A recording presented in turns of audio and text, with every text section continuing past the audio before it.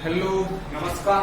तो हम लोगों ने I think so meiosis mitosis cell division complete किया। Now we are going to study the structure of chromosome. Chromosome का structure पढ़ेंगे, ठीक है। तो बहुत सिंपल है ये स्ट्रक्चर ऑफ क्रोमोसोम। क्रोमोसोम नाम से ही पता चलेगा, क्रोमो मतलब कलरफुल एंड जोम मतलब बॉडी। तो जब हम लोग उनको कलरफुल बॉडी के फॉर्म में जब हम लोग देखते हैं, मतलब स्टेन डाल के, तो कलरफुल दिखाई देंगे, इसीलिए इसका नाम क्रोमोसोम पड़ा है, ठीक है। सो बेसिक डाई जो भी हम लोग डालेंगे, मतलब डाइज कलर करने के लिए आती है, माइक्रोस्कोप में आपने स्पिनोप्थेलिन ऐसा नाम सुना होगा, ठीक है। या फिर बहुत सारी दूसरी स्टेन डालते हैं हम लोग, तो ब्लू कलर का या पिंक कलर का दिखाई देगा। जो जो ऑब्जेक्ट पिंक कलर का दिखाई देगा उसमें क्रोमोसोम भी है, ठीक है। बेसिक डाई से स्टेन होते हैं। एक बेसिकली न्यूक्लियस के अंदर थ्रेड लाइक स्ट्रक्चर और बहुत कॉइलिंग स्ट्रक्चर आपको जो देखने को मिलेगा उसको हम लोग क्रोमोसोम कहते हैं, ठीक है। क्रोमोसोम्स में हिस्टोन प्रोटीन और डीएनए होता है। तो chromosomes are the thread like structure, और उस थ्रेड को आपने बॉल की आजू बाजू लपेटा है, that is known as histone protein. तो histone proteins are the protein which are found in the nucleus. Nucleus के अंदर होते हैं और बॉल लाइक होते हैं, उसके ऊपर ये क्रोमोसोम थ्रेड लपेटा हुआ है, ठीक है। सेल डिवीजन के अलग अलग आपने स्टेजेस हम लोगों ने सेल डिवीजन में देखा, अलग अलग स्टेजेस पे आपको अलग अलग लोकेशन के और अलग अलग शेप के क्रोमोसोम दिखाई देंगे, ठीक है। इनिशियल फेज में थ्रेड लाइक स्ट्रक्चर दिखाई देंगे, फिर प्रोफेज में जाते हैं तो वहां पे थोड़ा थिक होना, कंडेंसेशन स्टार्ट होता है। प्रोफेज खत्म होते होते मेटाफेज में तो सबसे ज्यादा थिक हो जाते हैं। तो best stage to study chromosomes, सबसे अच्छा स्टेज सेल साइकिल का क्रोमोसोम स्टडी करने का वो है मेटाफेज, क्योंकि मैक्सिमम कंडेंसेशन, मैक्सिमम जाड़ाई चौड़ाई आपको मेटाफेज में दिखाई देगी, ठीक है। क्रोमोसोम का नाम उस साइंटिस्ट है वेल्डियर, उन्होंने 1888 में उनको नाम दिया था। जैसे हमको हमारे फुआ फाफा जो भी फूफा फूफा जो भी हैं, दादा दादी, फिर मम्मी पापा नाम रखते हैं, वैसे मतलब क्रोमोसोम का नाम रखा है वेल्डियर्स, ठीक है। क्रोमोसोम एक्चुअली क्या है? Small rod like structure found in the nucleus of each cell. हर एक सेल में न्यूक्लियस के अंदर ये चीज फाइंड होती है, रोड लाइक स्ट्रक्चर। हम लोग पहले से ही पढ़ चुके हैं ना, इसको क्रोमोसोम कहते हैं। तो ऐसा आपको हर सेल में मिलेगा, लेकिन मेटाफेज में मिलेगा। अदरवाइज अलग अलग स्टेज में आपने देखा होगा कि थ्रेड लाइक स्ट्रक्चर होता है, ऐसा क्रोमेटिन फाइबर्स के फॉर्म, ठीक है। वो फिर कंडेंस होता है। नाउ सेल डिवीजन में ये क्लियरली आपको दिखाई देगा, ठीक है। सेल डिवीजन में आपको ये इस तरह से सेल दिखाई देगा, उसमें आपको क्रोमोसोम दिखाई देंगे, ठीक है, ऐसे दिखाई देगा। अदरवाइज नॉर्मल सेल में ऐसे दिखाई देते हैं। वो भी मेटाफेज में ये बहुत क्लियरली दिखाई देते हैं।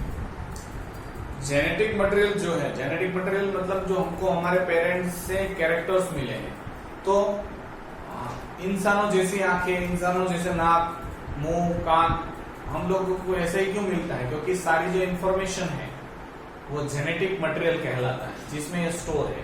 तो हमको हमारे पेरेंट्स से मिला है जेनेटिक मटेरियल। बहुत डार्कली थिन होता है, लंबा फाइबर होता है, जिनको क्रोमेटिन फाइबर्स कहते हैं। इनको हम लोग क्रोमेटिन फाइबर्स कहते हैं।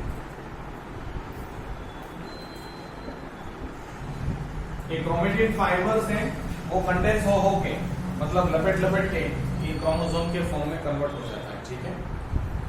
एज द सेल प्रिपेयर, जब प्रोफेज में आएगा तो क्रोमेटिन फाइबर कंडेंस, आपको पता है प्रोफेज में स्टार्टिंग में ऐसा होता है, जैसे ही प्रोफेज स्टार्ट होगा तो क्या होगा, उसके अंदर आपको क्रोमोसोम से वो थ्रेड लाइक स्ट्रक्चर से कंडेंस फॉर्म में देखने को मिलेगी। जैसे जैसे प्रोफेज आगे बढ़ेगा तो इसकी थिकनेस बढ़ती जाएगी और क्रोमोसोम का एक रूप ले लेगा।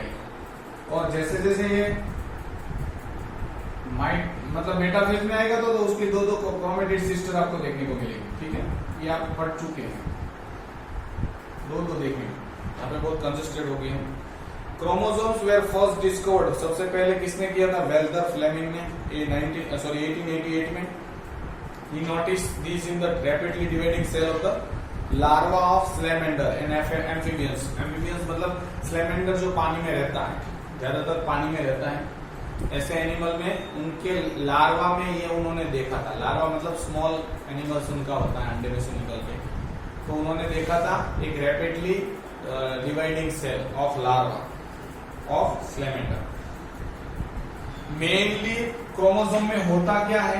ये क्रोमोसोम है, उसमें दो ही चीज होती है, प्रोटीन होता है दैट इज हिस्टोन प्रोटीन, और दूसरा होता है डीएनए थ्रेड, मतलब एक थ्रेड लाइक स्ट्रक्चर्स जिनको हम डीएनए बोलेंगे। नाउ क्रोमोसोम का स्ट्रक्चर हम लोग पढ़ने वाले हैं। क्रोमोसोम के स्ट्रक्चर में कुछ टर्मिनोलॉजी यहाँ पे दी है, उनको हम लोग बारी बारी से लेंगे। सबसे पहला क्रोमेटिड, पहली terminology chromatid.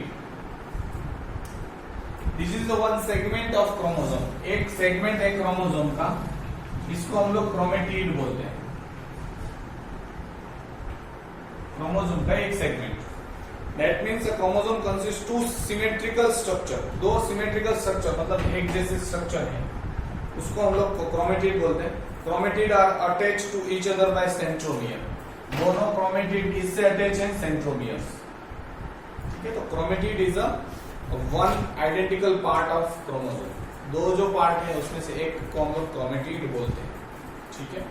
Next is क्रोमोनेमा। क्रोमोनेमा represent a chromatid in the earlier stage of condensation. The क्रोमोनेमा forms the gene bearing portion of chromosomes.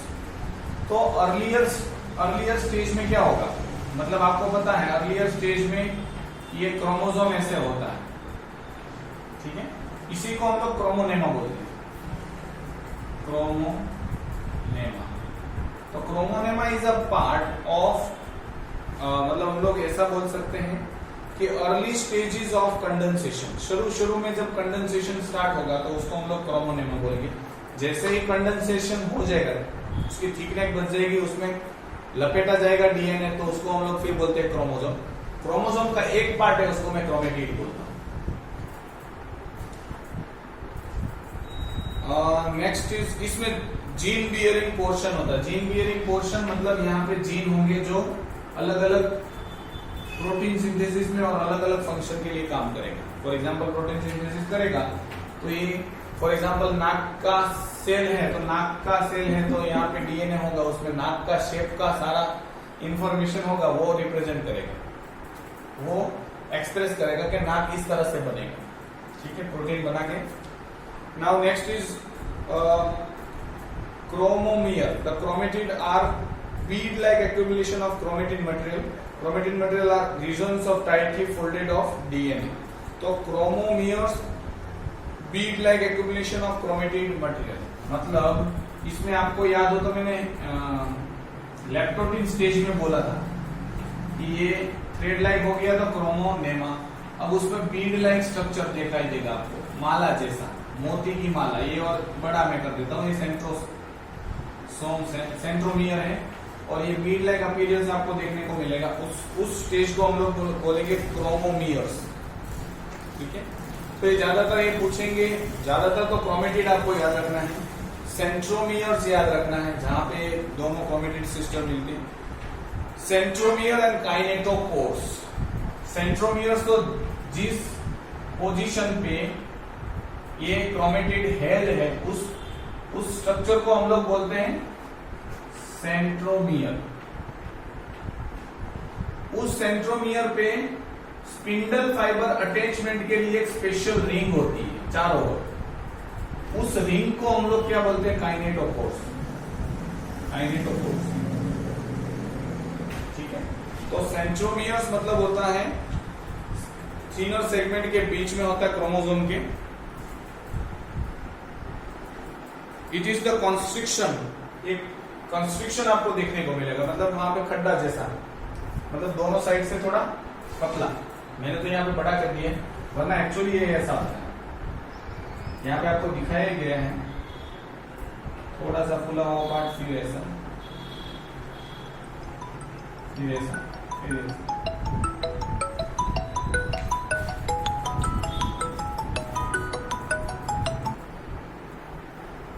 ठीक है, तो यहाँ पे आपको कंस्ट्रिक्शन देखने को मिलेगा, और ये दोनों को, तो ये जो कंस्ट्रिक्टेड पार्ट है उसको हम लोग सेंट्रोमियर बोलते हैं। ठीक है, और इस कंस्ट्रिक्टेड पार्ट पे आपको डिस्क शेप के कुछ चीजें मिलेगी जहां पे आपके स्पिंडल फाइबर अटैच होते हैं। So that is known as kinetochores. Centromeres are found to contain DNA sequence with a special protein bound to them forming a disc shape kinetochores. तो यहाँ पे डिस्क शेप का होगा जहां पे आपके मतलब स्पिंडल फाइबर अटैच होते हैं, स्ट्रक्चर को हम लोग काइनेटोकोर्स बोलते हैं। और जब हम लोग डीएनए को स्टेन करते हैं माइक्रोस्कोप में, मतलब इलेक्ट्रॉन माइक्रोस्कोप में, तो कुछ स्ट्रक्चर डीएनए का आपको डार्क दिखेगा।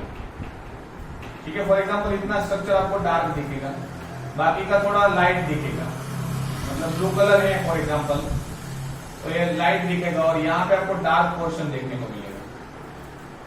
कुछ कुछ ऐसी जगह होती है जहाँ पे डार्क पोर्शन आपको देखने को मिले, बाकी ऐसी लाइट आपको देखने को मिले। तो जो डार्क कलर का है उसको हम लोग हेटेरोक्रोमेटिन बोलते हैं, इसको हम लोग हेटेरोक्रोमेटिन बोलेंगे। और जो लाइट पोर्शन है उसको हम लोग यूक्रोमेटिन बोलेंगे, यूक्रोमेटिन। ठीक है, ये यूक्रोमेटिन है एकदम लाइट कलर। तो यहाँ के जो जीन होंगे, डीएनए में मैंने क्या बोला, क्रोमोसोम में क्या होते हैं, जीन या डीएनए, तो ये डीएनए है वो कुछ काम के नहीं होंगे, और ये जो पोर्शन है वहां पे जो जीन होंगे वही काम के होंगे। ठीक है, फालतू के भी जीन होते हैं हमारी बॉडी में, जिनको हम लोग नॉनसेंस डीएनए बोलते हैं, वो बाद में हम लोग हायर में पढ़ेंगे उसको। Centromeres are found to contain specific DNA sequence which specially protein bound to them, forming a disc-shaped structure called kinetochore. तो सेंट्रोमियर बीच में होता है और वहां पे बहुत सारे डीएनए मिले हुए हैं। यहाँ पे एक पिक्चर भी दिया है, बहुत अच्छा है, क्लियर कर देगा आपको। Next is chromatin. तो chromatin fibre are actually very long, बहुत क्रोमेटिन फाइबर मैंने बोला ना आपको 2 मीटर का होता है। 2 मीटर वाले लंबे इतने तार को आपको एक छोटे से न्यूक्लियस में डालना है। आपको सेल भी नहीं दिखाई देता है, तो न्यूक्लियस तो कहां से दिखाई देगा। ठीक है, so DNA strand makes loop around the polymers of 8 histone protein. अब वो मैं आपको स्ट्रक्चर दिखाऊंगा, हिस्टोन प्रोटीन क्या है। ठीक है, तो किस तरह से डीएनए रैपिंग होता है, मैंने बोल तो दिया 2 मीटर का है डीएनए। तो ऑक्टामर मतलब ये 4 आपको बाजू बाजू में बोल रखो, उसके नीचे भी 4 होंगे, ऐसा बोल रखो। फॉर एग्जाम्पल ये आपको अब समझ में आया होगा। For example this is the 1 बोल, ये यहाँ से ये दूसरा बोल, तो आपने 4 बोल ऊपर रखे, 4 बोल नीचे रखे, ऐसा सोचो 1 2 3 4, उसके नीचे 1 2 3 4। तो अब डीएनए जो है वो यहां से आएगा। फॉर एग्जाम्पल हम लोग यहाँ पे उनको अलग कलर से दिखाते हैं ताकि आपको पता चले। तो ये डीएनए सेगमेंट आई तो पीछे से आएगी, मैं इसको वापस अच्छी तरीके से बना देता हूं।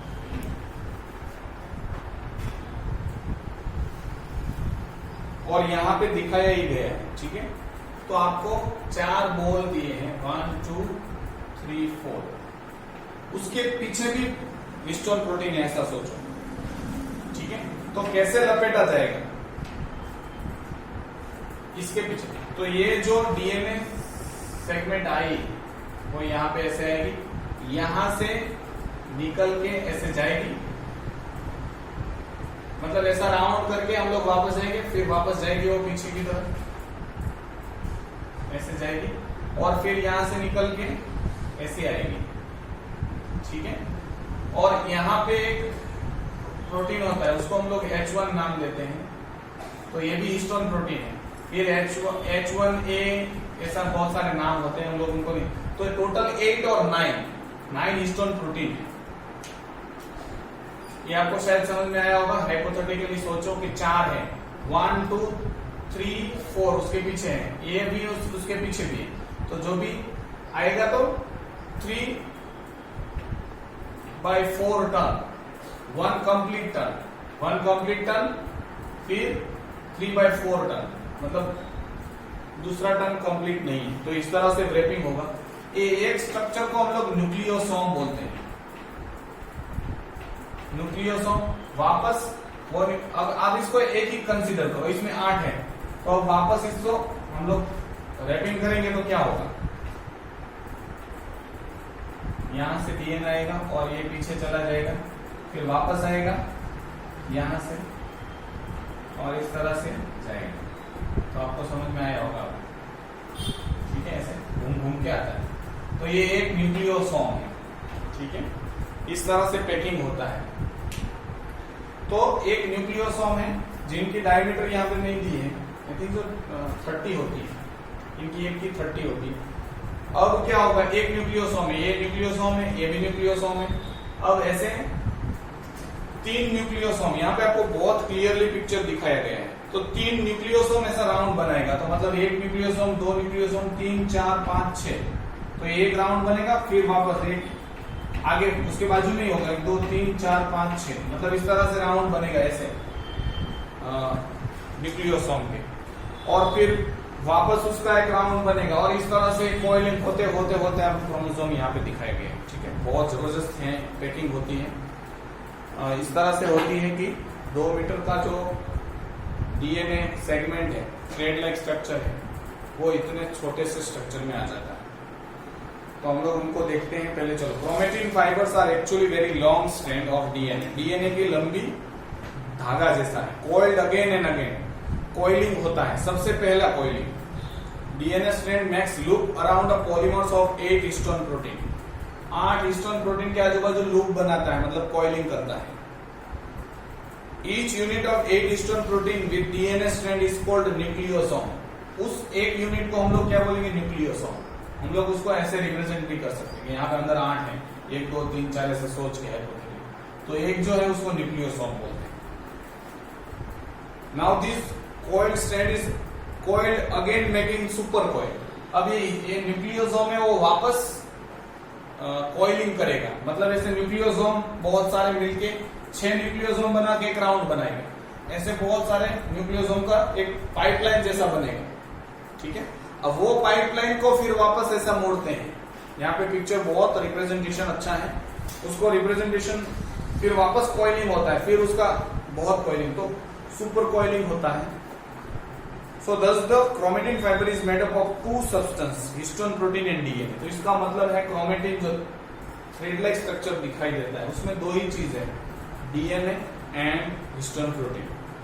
Figure given in highly diagrammatic representation of structure of chromatin fiber showing in the sequence। यहाँ पे बाजू में बहुत अच्छी पिक्चर दी है। डीएनए मतलब deoxy ribonucleic acid and histone protein is a particular type of protein.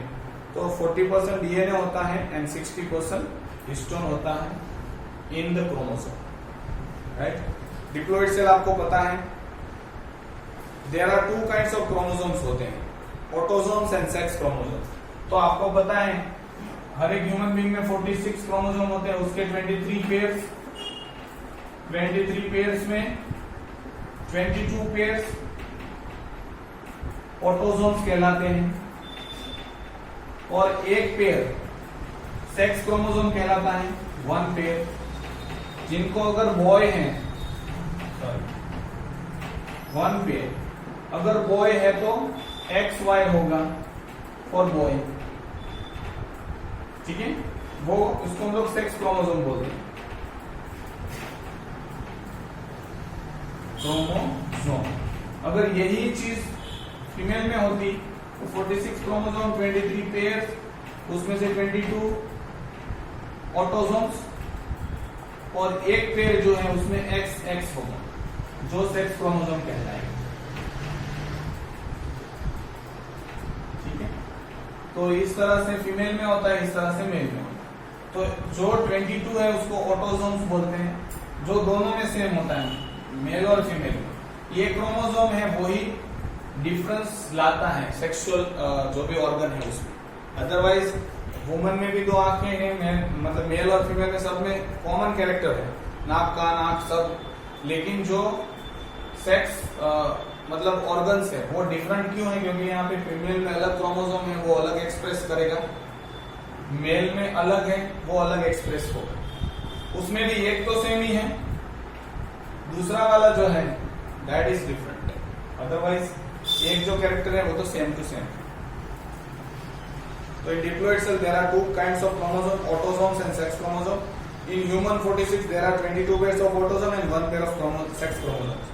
Portion of chromosome that stain, ये तो हम लोगों ने यूक्रोमेटिन और हेट्रोक्रोमेटिन मैंने बता दिया। जो लाइट है वो यूक्रोमेटिन, बहुत डार्क है वो heterochromatin.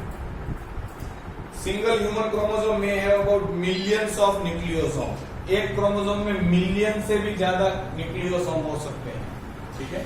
A species is characteristics of chromosomes whose figures are constant. तो कोई भी स्पीसीज का क्रोमोसोम नंबर फिक्स होता है। फॉर एग्जांपल ह्यूमन का है तो 46 ही होगा। अगर सेल में 46 क्रोमोसोम है दैट मीन्स ह्यूमन का सेल है। अगर ऑनियन का सेल है तो 16 क्रोमोसोम होंगे, ठीक है। तो इस तरह से सारे स्पीसीज के फिक्स नंबर है क्रोमोसोम और वो हमेशा फिक्स ही रहते हैं। And this set of chromosome is called karyotype. इसको हम लोग कैरियोटाइप बोलते हैं, ठीक है। So species is characterized by a set of chromosomes whose features are constant in individuals of some same species and this characteristics is called karyotype. तो human में 46 chromosome हैं, तो हर ह्यूमन की बॉडी के सेल में 46 क्रोमोसोम होंगे और same to same होंगे, ठीक है। क्रोमोसोम की साइज शेप कुछ चेंज नहीं होगा, सिर्फ डीएनए के अंदर सीक्वेंस चेंज होगी, उसकी वजह से कैरेक्टर चेंज होते हैं और प्रोटीन अलग बनते हैं। हर एक इंसान के नाक के सेल नाक ही बनाएंगे, लेकिन सबका अलग अलग क्यों होता है नाक और मुंह? क्योंकि शेप तो ठीक है, शेप तो सबका सेम जैसा ही है, लेकिन जो सेल का मतलब कर्वेचर्स देने का या शेप देने का जो अलग अलग सेल है, कलर देने का, वो अलग अलग सीक्वेंस से प्रोटीन बनते हैं। तो हर एक इंसान में प्रोटीन अलग अलग बनते हैं, इसलिए सबके चेहरे मिलते नहीं। तो कैरियोटाइप आपको पता होना चाहिए। Karyotype is a characteristics of chromosome of a specific species. हर एक स्पीसीज की क्रोमोसोम की कैरेक्टरिस्टिक्स है वो सेम होती है, उसी को कैरियोटाइप बोलते हैं। Next is a karyotype is depicted by diagram. Usually chromosomes of the haploid cell are arranged in a decreasing order of their size. This is called ideogram. Karyotype मतलब different kind के chromosomes. हमारे 46 chromosome हर एक इंसान के, हर human being के 46 chromosome same to same होंगे। उसका एक यहाँ पे पिक्चर दिया नहीं है, यस दिया। तो पीछे के एक पेज